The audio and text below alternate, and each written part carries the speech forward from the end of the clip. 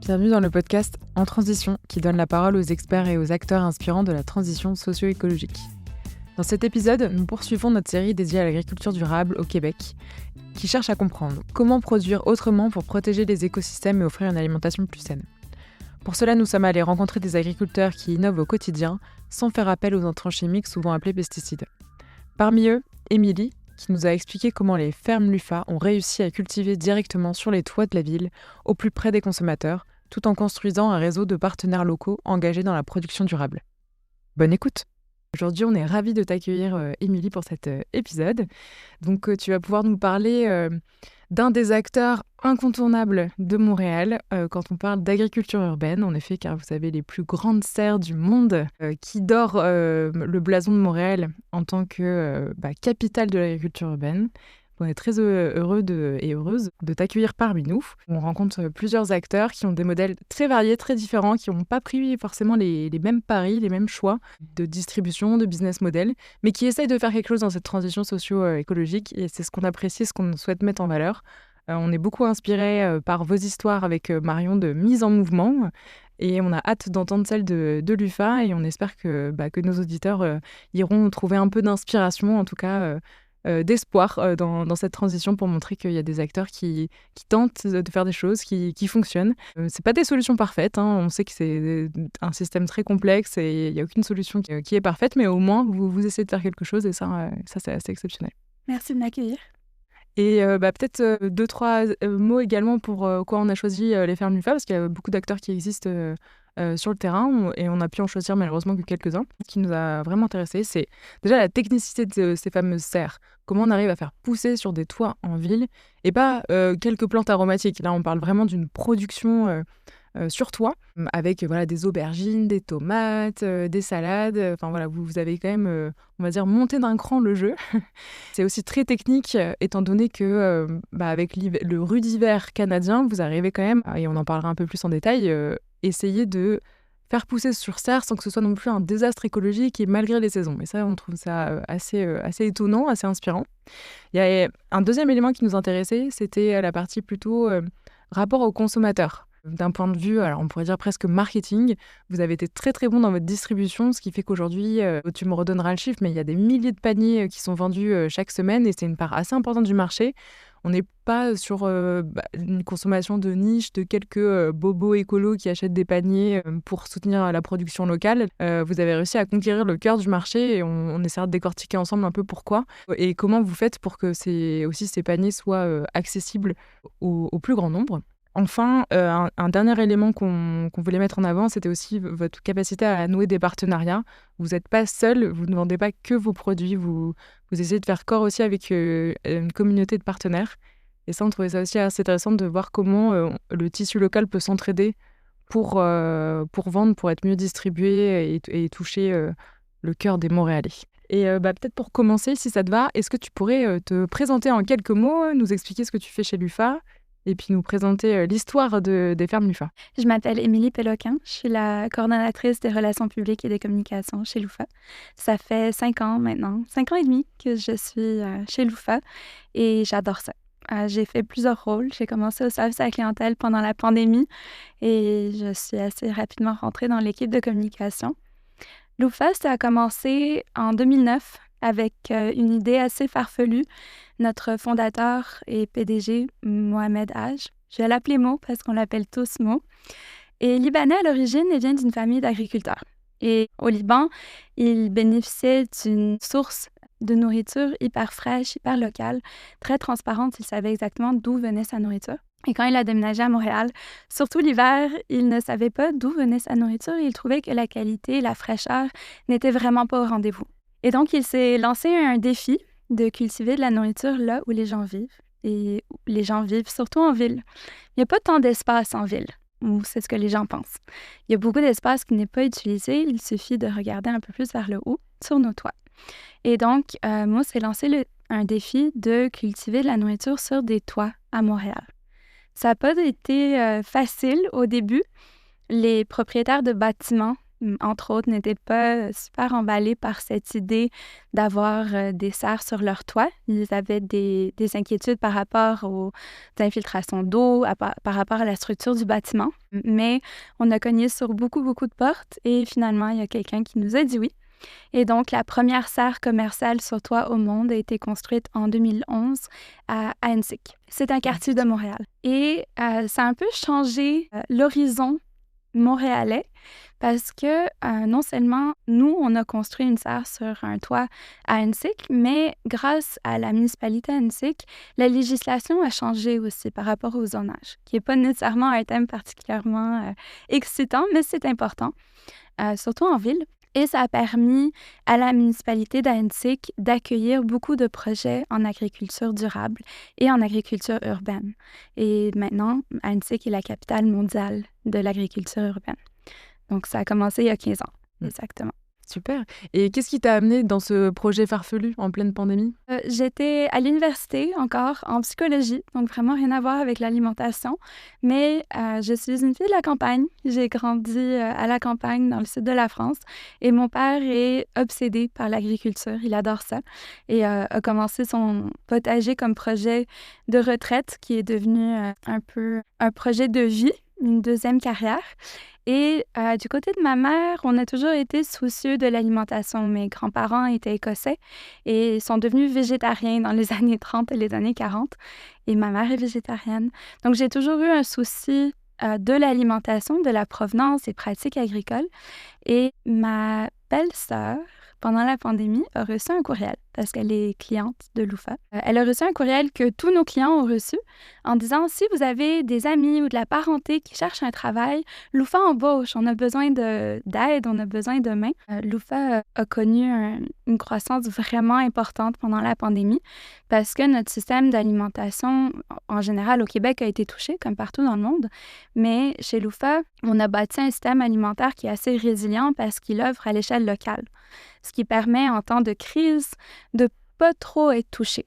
Et donc, pendant la pandémie, on avait encore toute notre alimentation et surtout tous nos partenaires locaux, un apport en viande, un apport en farine, toutes des choses auxquelles les gens avaient difficilement accès. Et Louffa avait besoin d'aide et donc, ils ont demandé à leur communauté de l'aide. Et beaucoup de personnes ont perdu leur travail, malheureusement, pendant la pandémie. Et donc, Louffa embauchait et j'ai commencé au service à la clientèle. Puis ensuite, je me suis faufilée dans l'équipe des coms et je n'ai jamais quitté. J'adore ça. Je trouve que c'est assez rare d'entendre que les gens aiment vraiment leur travail et j'aime vraiment mon travail. Et je trouve que je suis dans une situation assez privilégiée de travailler pour une entreprise qui offre à bâtir un meilleur système alimentaire. Merci beaucoup pour ce petite origine de l'histoire des fermes Louffa et puis voilà comment toi t'es arrivé à travailler là-dessus. Moi, la question que je me posais, c'est on entend que les fermes Louffa sont assez jeunes, puisqu'elles ont un peu plus de 20 ans, qu'il y a une croissance assez forte. Aujourd'hui, est-ce que tu aurais quelques chiffres pour que nos auditeurs puissent comprendre finalement en termes de nombre de paniers produits par an ou diversité de productions proposées à la clientèle ou de partenaires à nous proposer? Louffa est connu pour ses serres sur toit, c'est ce qui nous démarque, mais le système qu'on essaie de bâtir, ne dépend pas juste de nos serres. Donc, on offre un marché en ligne qui a toute une panoplie de produits qui ne sont pas nécessairement seulement issus de la production séricole. Donc, on a des partenaires qui travaillent en champ, on a des bouchers, des boulangers, des pâtissiers, tout ce qu'on retrouverait dans une épicerie normale. Et donc, ça permet à nos Louffavors, ce qu'on appelle nos clients, de faire leur épicerie, presque toute leur épicerie sur ce marché-là.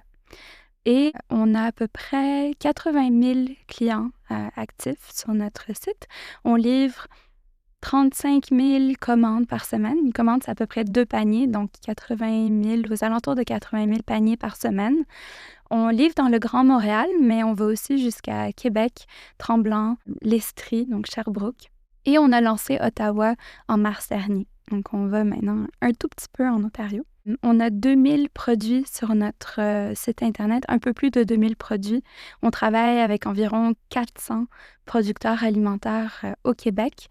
97% des produits qu'on offre sur notre marché sont locaux et malheureusement, ou évidemment plutôt, Le café, le chocolat ne vient pas du Canada, encore, en tout cas. On aimerait pouvoir nourrir 10% du Grand Montréal. En ce moment, on est aux alentours de 3% du Grand Montréal. Ce qui est assez énorme hein, pour des paniers, pour avoir débuté avec des paniers qui maintenant en effet deviennent plus une épicerie. Alors en ligne, peut-être pour préciser, pour ceux qui ne connaissent pas, en effet, on peut faire son panier en ligne. Et il y a un réseau de partenaires, il n'y a pas que des produits faits sous serre Loufa, mais il y a bien un réseau de partenaires, donc d'autres produits qui viennent de partenaires locaux. Et il me semble que ces partenaires locaux, vous ne les choisissez pas seulement parce qu'ils sont locaux. Vous avez tout de suite une grille un peu de sélection, d'évaluation. Est-ce que tu peux nous en dire un petit peu plus à ce sujet? On est extrêmement strict avec notre propre production séricole. Donc, on n'utilise aucun pesticide de synthèse. On est certifié sans résidus de pesticides de synthèse. On cultive en hydroponie, donc on n'a pas la certification biologique au Québec. Il faut cultiver en sol pour l'avoir. Donc, on est très rigoureux sur notre production agricole, séricole, et on a les mêmes standards pour nos partenaires. Donc, dépendamment du produit, que ce soit de la viande, un pain, des produits laitiers, des légumes qui sont cultivés en champ, on va avoir des critères assez spécifiques pour permettre à un producteur d'avoir sa place sur notre marché. Donc, limiter les agents de conservation, limiter tous les colorants alimentaires, n'importe quel produit qui est issu de dérivés chimiques. Tout ça, on va essayer de le limiter, voire être intransigeant et l'interdire. Ça va nous permettre de dire à nos clients que l'alimentation qu'ils choisissent d'avoir avec Loufa est une alimentation saine et transparente, ce qui est assez rare dans le commerce en général. Une des raisons pour laquelle on peut donner cette information-là à nos clients sur les pratiques agricoles, les pratiques de production, toute cette transparence-là, c'est parce qu'on est en ligne. Et donc, on a, entre guillemets, tout l'espace à notre disposition pour donner cette information à nos clients. Dans une épicerie, il n'y a pas beaucoup d'espace, c'est très limité. Et donc, il n'y a pas nécessairement la possibilité de donner cette information-là aux clients. Finalement, là, il y a des mots que tu as utilisés comme transparence, comme utilisation donc, au niveau des fermes Loufa, d'aucun pesticide de synthèse. Donc, on entre là dans la question des valeurs et des principes que vous mettez en place pour les fermes Loufa. Est-ce que tu peux nous dire un peu plus sur ces valeurs et ces principes? Et puis finalement, comment est-ce qu'elles sont la ligne directrice du modèle d'affaires que vous avez pu développer, que ce soit pour les fermes Loufa ou pour la communauté dont on a un petit peu parlé là, mais peut-être revenir plus précisément sur ces valeurs. Notre mission chez Loufa, c'est de bâtir un meilleur système alimentaire. Et on utilise 5 principes d'agriculture durable pour guider un peu cette mission. Donc, c'est l'optimisation énergétique. Nos serres sont sur des toits, ce qui nous permet de réduire énormément notre consommation énergétique parce qu'on bénéficie de l'énergie du bâtiment d'en dessous. On est au Québec, on utilise l'électricité et cette source énergétique-là, elle est renouvelable parce qu'on a de l'hydroélectricité. On utilise des biocontrôles, donc des bons insectes pour manger les mauvais insectes dans nos serres, et on n'utilise aucun pesticide de synthèse. On va faire de notre mieux pour réduire le gaspillage alimentaire. Le fait que les commandes sont en ligne nous permet de savoir ce qu'on a déjà vendu avant de le produire, ce qui réduit énormément le gaspillage alimentaire. Et tous les résidus organiques que nos serres produisent, on les composte.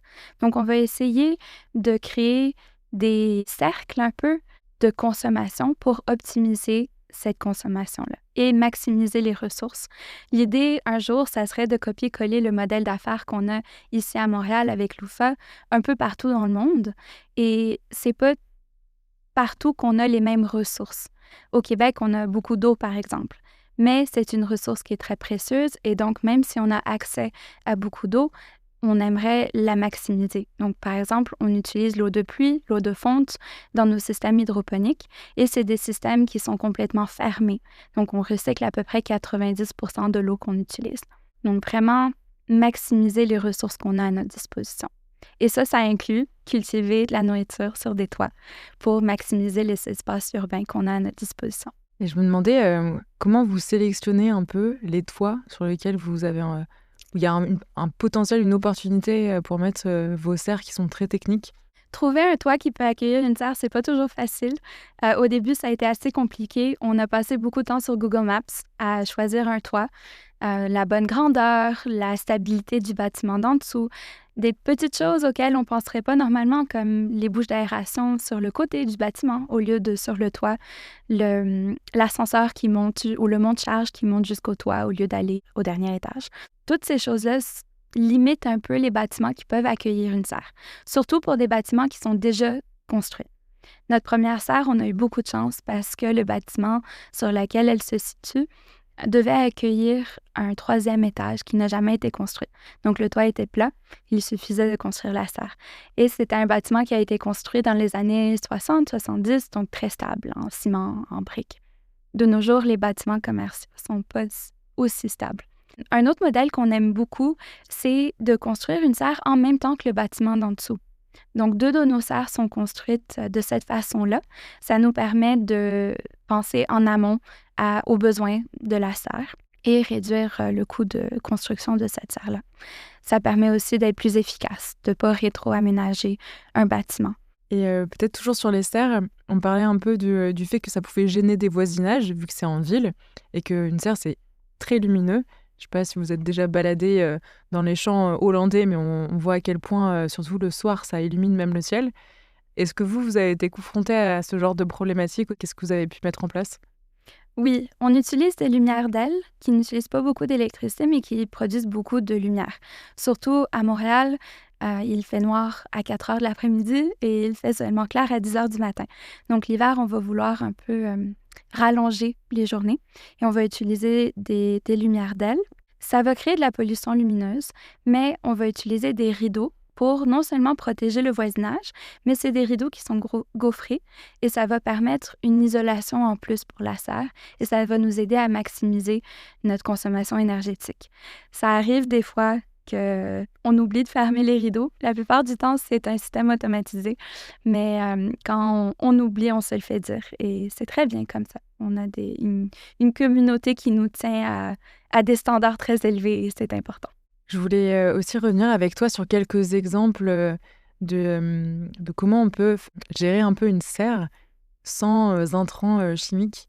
Est-ce que tu as des exemples à nous donner comme ça de comment vous faites survivre malgré des petites bestioles? Ici, vous les appelez les bibites, si je ne dis pas de bêtises.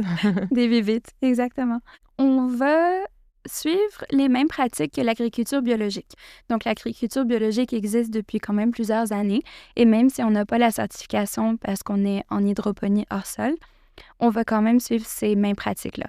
Donc, utiliser des savons quand on a des moisissures, par exemple, au lieu de produits chimiques. C'est sûr que ça va prendre un peu plus de temps, mais c'est efficace.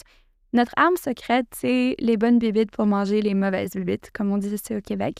Donc, introduire des bons insectes dans la serre pour manger les pestes qui vont nuire à nos cultures. On va utiliser des coccinelles pour manger les pucerons, par exemple. On va introduire des menthes religieuses aussi. Tout dépendamment de la peste qu'on a dans la serre, la nature est bien faite. Il y a toujours un équilibre. Donc, on va s'inspirer de la nature pour aller trouver le prédateur qui va nous aider à se débarrasser de cette peste. Un insecte que j'aime beaucoup, que je trouve super intéressant, c'est des guêpes parasitiques. C'est une toute petite guêpe, plus petite qu'une fourmi. Elle va venir pondre ses œufs à l'intérieur des pucerons et va manger le puceron de l'intérieur quand les œufs vont éclore et va laisser des pucerons momifiés partout dans la serre. C'est super efficace, ça marche très très bien. Ça prend un peu de temps, mais ça nous permet de ne pas utiliser de produits chimiques et on peut récolter une tomate ou un concombre et le croquer juste comme ça. C'est vrai, ce qui est assez étonnant par rapport à d'autres modèles, c'est l'accessibilité en termes de prix. Est-ce que c'est quoi un peu votre secret derrière pour offrir des paniers finalement qui sont quasiment comparables, voire parfois moins chers que dans le supermarché? Ça peut être assez étonnant sur certains produits qui sont locaux et en effet qui vous mettez pas un ajout parce que sans intrants chimiques ou un ajout parce que local. En fait, vous arrivez à les vendre quand même à des tarifs beaucoup plus abordables. On va dire bas non plus, mais en tout cas assez accessibles. Il y a quelques années, nos prix étaient quand même plus élevés, mais après la pandémie, on a fait un gros travail pour réduire nos prix. Pendant la pandémie, on a connu une hausse de demande et ça nous a permis de faire des économies de grandeur. et donc d'optimiser la production. On a aussi ouvert la plus grosse serre sur toit au monde à Ville-Saint-Laurent et tout ça nous a permis de produire plus et donc de réduire les prix. Après la pandémie, nos prix restaient quand même élevés, il y a beaucoup d'inflation et on a fait un pari assez risqué. On a misé sur le fait que si on réduisait nos marges de profit sur la distribution, la revente des produits que l'on fait, les consommateurs choisiraient de consommer local. Et donc, en fin de journée, nos profits resteraient les mêmes. Et c'est exactement ça qui s'est passé. Et donc, on a appris que quand les consommateurs ont le choix, ils vont choisir l'alimentation locale, l'alimentation fraîche, l'alimentation durable. C'est vraiment une question de prix. Et on aimerait ça arriver à un point où les consommateurs ne sont pas obligés de faire un choix basé sur leur budget. Qu'on arrive à un point où on peut rivaliser les prix du commercial un peu plus traditionnel. On entend finalement à travers tout ce que tu nous dis, les différents défis auxquels vous avez dû faire face. Est-ce que tu aurais 1 ou 2 exemples de défis dans lesquels vous êtes plus fiers par rapport aux valeurs justement des fermes Louffa et notamment aux enjeux écologiques ou d'arrêt d'utilisation d'intrants chimiques que tu voudrais partager avec les auditeurs? Je disais tout à l'heure que Louffa, c'est pas juste nos serres, c'est aussi de travailler en partenariat avec d'autres entreprises dans l'alimentation. Et il arrive souvent qu'on travaille avec des entreprises de moyenne taille ou de plus petite taille qui, pour des questions d'efficacité ou des questions de coût, ont recours à des pratiques qui sont peut-être pas les meilleures d'un point de vue éthique, chimique, agent de conservation, traçabilité, tout ça. Mais ces entreprises-là démontrent une volonté à travailler en partenariat avec nous. Et donc, souvent, ce qui va arriver, c'est qu'on va travailler sur une liste d'ingrédients avec un partenaire pour essayer de les mettre en contact avec des partenaires que nous, on a déjà, pour enlever les agents de conservation ou trouver des façons de conserver un produit sans avoir besoin de ces produits-là, par exemple en changeant la façon dont ces produits-là sont conservés. Un bon exemple, c'est des tortillas. Nous, on les vend congelées pour qu'elles se conservent plus longtemps sans avoir besoin d'agents de conservation. La prochaine fois que vous êtes à une épicerie, par curiosité, lisez la liste d'ingrédients des tortillas. Ça devrait être de l'eau et de la farine. Ce n'est pas toujours le cas, malheureusement. Chez nous, ça l'est. C'est de l'eau et de la farine. Là, on parle un petit peu des défis auxquels vous faites face ou vous travaillez avec vos partenaires. Nous, il y a un défi aussi qui nous intéresse beaucoup, c'est la question climatique, parce qu'on est quand même dans un pays où l'hiver est très rude. On a rencontré d'autres acteurs qui ont fait différents choix en fait par rapport à l'adaptation à ce climat-là. On voulait discuter un petit peu avec toi de justement des choix que vous avez fait par rapport à ça, de comment vous vous adaptez à cet hiver-là, et puis de la question des serres dans un pays froid, sur la manière dont vous allez les utiliser ou le type de production que vous allez proposer dans cette période-là. On a des habitudes alimentaires en Amérique du Nord, mais un peu partout dans le monde, qui sont de moins en moins saisonnières. Il y a quelques décennies, on mangeait du chou pendant 6 mois. Maintenant, on a la possibilité de ne pas manger du chou pendant 6 mois et on s'est habitué à ça. Ce qui fait que des produits comme les tomates, les concombres, les laitues, les herbes fraîches, les aubergines, des verdures comme le chou frisé sont devenus des produits forts dans notre alimentation. Et la population ne veut pas changer ces habitudes-là, à mon avis. Et donc, il faut trouver des façons plus efficaces et plus durables de proposer ces produits-là sans avoir recours à l'importation. Le système alimentaire canadien ou nord-américain en général, pas juste nord-américain, mais n'importe quel pays froid qui a une saison de récolte assez courte, dépend de l'importation. Et ce n'est pas durable. Et cela ne crée pas un système alimentaire non plus qui est autonome ou résilient. Et on l'a vu à plusieurs reprises au Canada avec la pandémie, mais aussi avec des questions de tarifs. Donc, il peut y avoir plusieurs situations hors de notre contrôle qui font en sorte que le système alimentaire est bousculé. Et il faut qu'on trouve des solutions pour créer un système alimentaire qui est plus résilient et autonome. Cultiver des légumes dans des serres sur des toits en ville permet de faire ça, tout en assurant une optimisation énergétique. Donc, cultiver sur un toit, par exemple, à peu près réduit la consommation énergétique d'une serre au sol de 50%. parce qu'on bénéficie de la chaleur qui sort des bâtiments d'en dessous. On est en ville, donc il fait en général quelques degrés plus chaud. La chaîne de distribution est beaucoup, beaucoup plus courte qu'un produit, par exemple, qui vient de la Californie. Donc, tout ça est faisable. Ça prend beaucoup de volonté, beaucoup de temps, beaucoup de réflexion. Mais Loofah, ça fait 15 ans qu'on prouve que ce modèle d'affaires et ce modèle alimentaire est possible, est viable. Et justement, par rapport à ce sujet-là, tu disais tout à l'heure que vous bénéficiez aussi de l'espace dans la mesure où vous êtes en vente en ligne. Est-ce que vous essayez aussi de faire comprendre à vos consommateurs que tous les produits ne peuvent pas être produits pendant tout l'hiver, qu'il y a quand même encore cette question de saisonnalité, qu'il y a certains fruits et légumes qui peuvent s'adapter, d'autres non, pour quand même aussi ne pas oublier qu'on ne peut pas tout produire à tout moment? On nous demande souvent pourquoi on n'a pas de fraises l'hiver. Le Canada dépend énormément de l'importation de fruits rouges des États-Unis, par exemple, et c'est pas nécessairement des produits qui sont faits sous serre si souvent que ça en Amérique du Nord. Dans d'autres pays, oui. Ça coûte quand même assez cher de produire des fruits rouges en serre et c'est assez complexe. C'est des fruits qui sont fragiles. Nous, on ne le fait pas et donc, on essaie d'éduquer nos clients pourquoi on ne le fait pas. Le Québec produit des quantités fulgurantes de fraises, exceptionnelles l'été, et donc on se bourre la fraise l'été, mais on n'en mange pas l'hiver. Et c'est ce qu'on dit à nos clients. Pareil pour les fruits à noyaux. Au Niagara, juste de l'autre côté de la frontière, en Ontario, on produit beaucoup de fruits à noyaux, des pêches, des prunes, des abricots, et donc on va en manger beaucoup l'été, on va en mettre dans toutes nos recettes, mais l'hiver, on n'en mangera pas.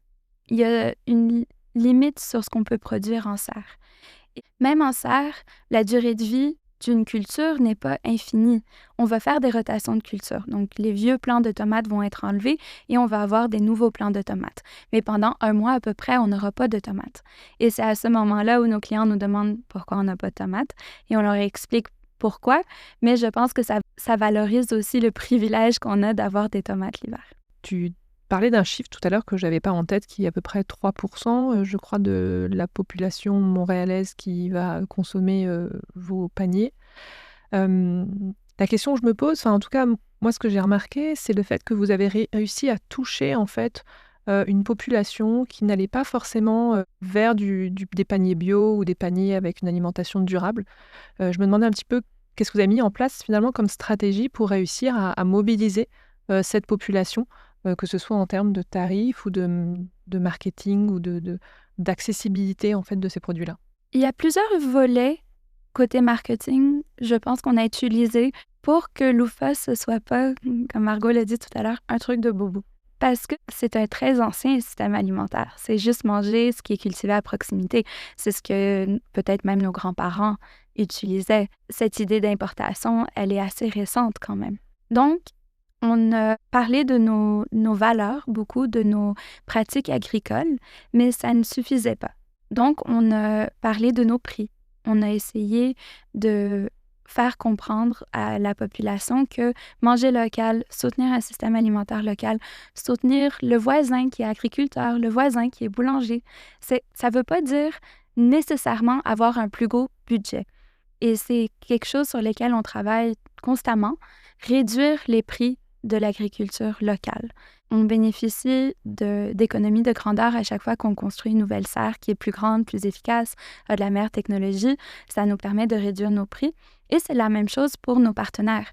Le plus de loofavores qu'on va avoir, le plus on va pouvoir produire et les produits seront moins chers. Il y a un côté de Loofah dont on parle aussi, c'est à quel point c'est facile d'avoir accès à une alimentation locale.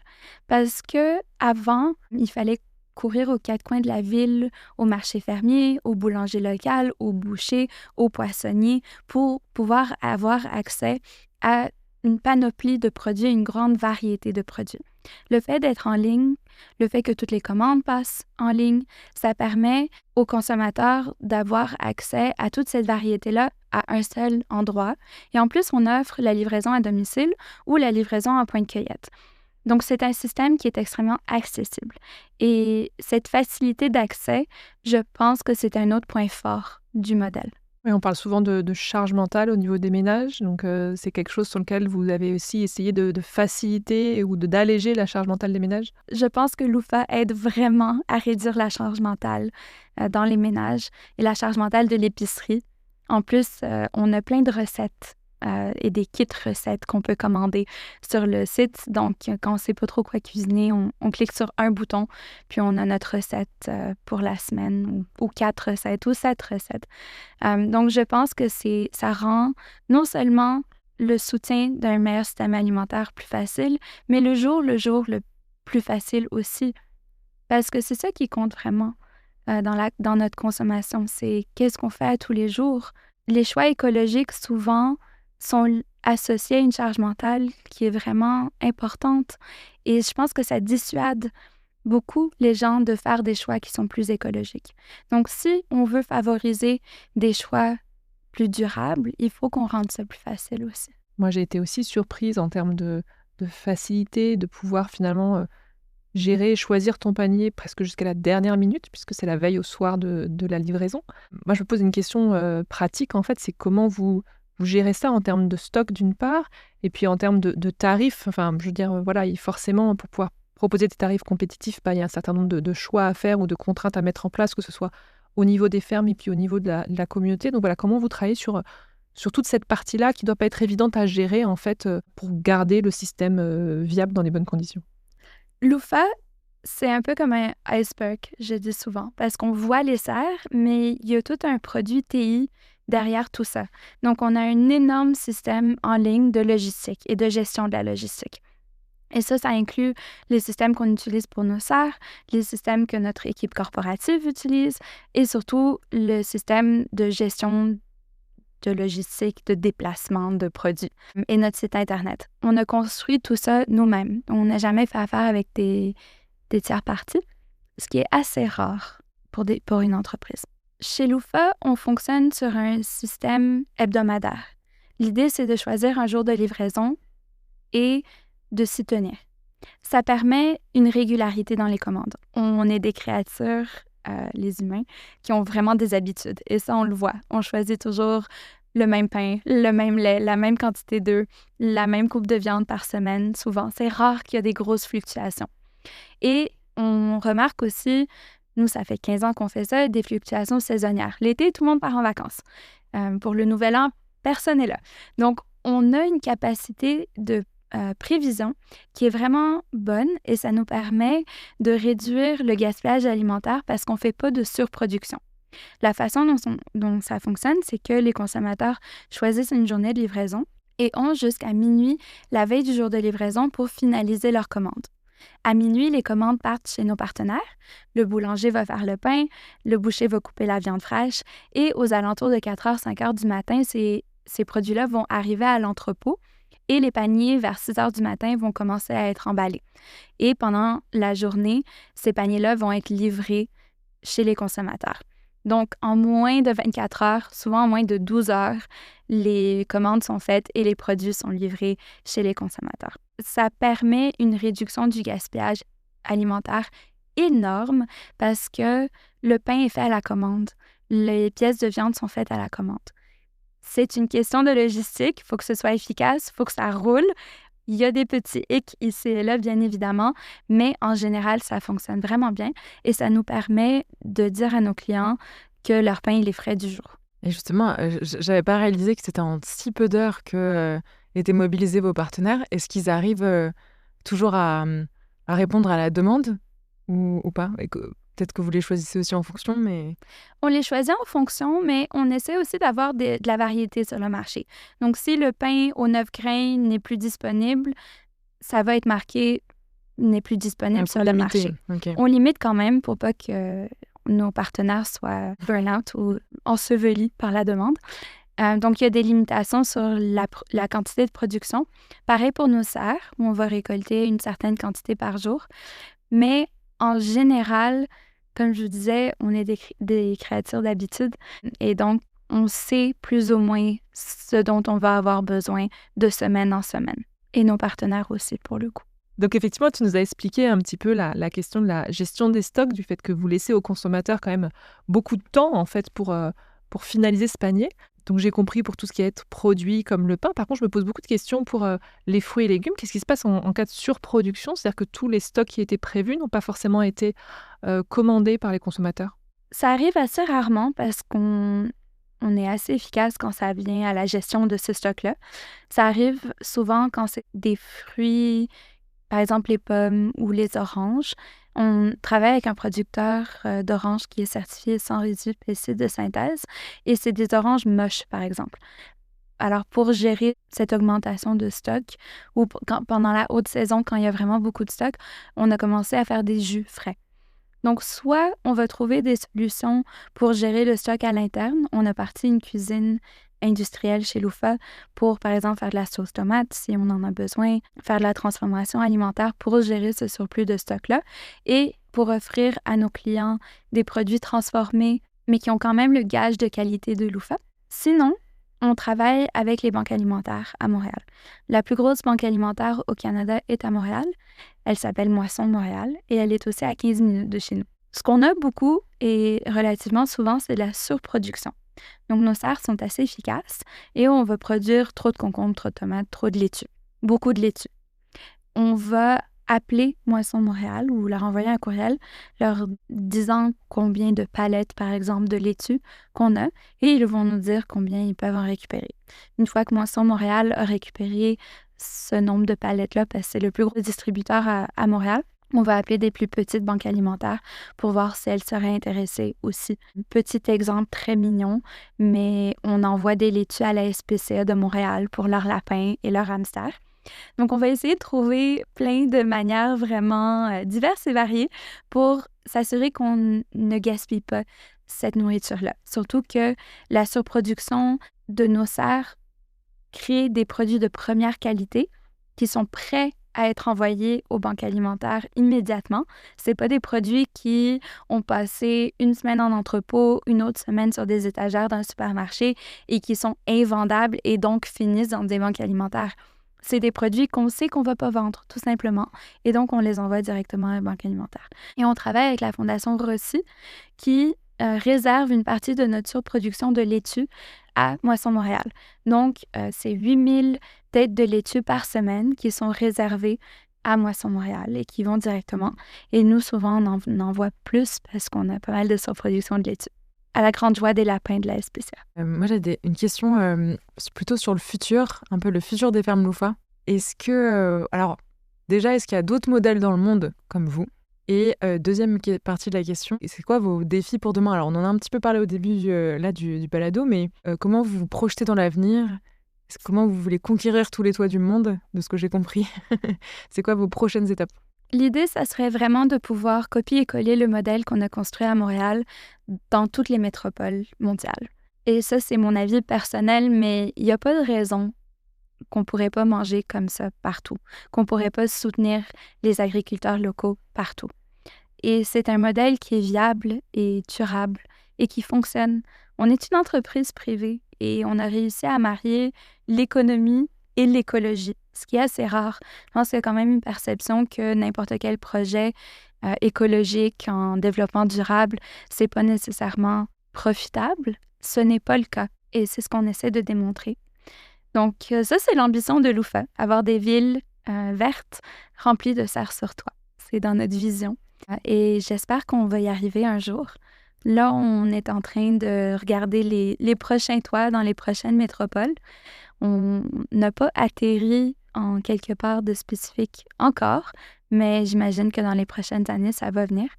Et l'idée, ça serait vraiment d'avoir des serres en plein centre-ville et aussi de soutenir les agriculteurs et les producteurs alimentaires locaux. Oui, après, avec une difficulté, j'imagine qu'il y a aussi une phase d'adaptation aux enjeux qui va être très différent d'une ville comme Montréal, d'une autre ville du monde comme en Asie ou en Afrique. Non seulement l'adaptation aux ressources qui sont disponibles, mais aussi à la culture. L'alimentation, c'est quelque chose qui est vraiment lié à la culture. Et autant une culture personnelle qu'une culture peut-être au niveau national. Et il faut s'adapter à ça. Et il faut s'adapter aussi aux cultures de consommation. On a de la chance à Montréal, les gens font preuve quand même de communauté, de compréhension. On a une marge de manœuvre qui est assez large pour pouvoir faire des erreurs, expliquer, communiquer ça à nos partenaires, nos consommateurs, nos loups-favors, et qu'on nous l'excuse un peu. C'est peut-être pas le cas dans d'autres pays ou même dans d'autres villes où les gens sont vraiment plus intransigeants sur la qualité, ce qu'ils demandent, leurs attentes. Et je pense que Montréal a été une ville parfaite pour tester ce modèle parce qu'on nous a donné pas mal de marge de manœuvre et de marge d'erreur. Alors, quelques questions de fin pour terminer ce podcast. Quels acteurs ou actrices du changement t'inspirent? Il y a vraiment beaucoup de petites entreprises à Montréal qui œuvrent dans l'agriculture urbaine, qui font des choses incroyables. Je pense que vous allez visiter la centrale agricole, vous l'avez déjà visitée.